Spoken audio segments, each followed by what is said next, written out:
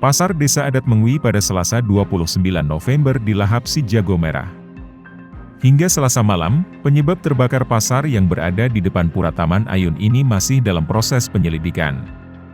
Untungnya dalam kejadian ini tidak sampai menyebabkan korban jiwa, sebab pasar dalam keadaan tutup. Namun kebakaran ini disebut telah menghanguskan 40 unit kios.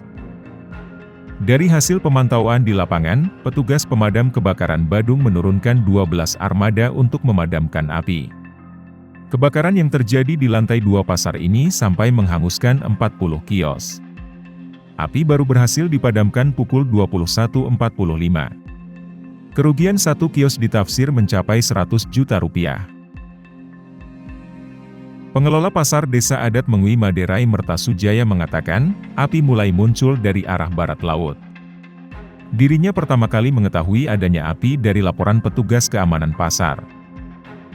Menurutnya, sekitar 40 kios dilahap si jago merah. Seluruh kios tersebut berada di lantai 2 pasar. Ia menyebutkan, kios yang terbakar berada merupakan penjual kain. Petugas pemadam kebakaran sampai menurunkan 12 mobil untuk memadamkan api. Lebih lanjut pihaknya mengaku, penyebab kebakaran saat ini belum bisa dipastikan. Sebab saat ini masih dalam proses penyelidikan. Namun pihaknya memperkirakan kerugian yang diakibatkan sekitar 4 miliar rupiah.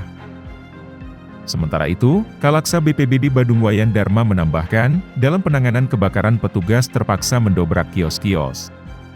Lantaran saat kejadian pasar dalam keadaan tutup. Namun proses pemadaman berlangsung cepat akibat bantuan seluruh pihak. Tim Bali Express melaporkan.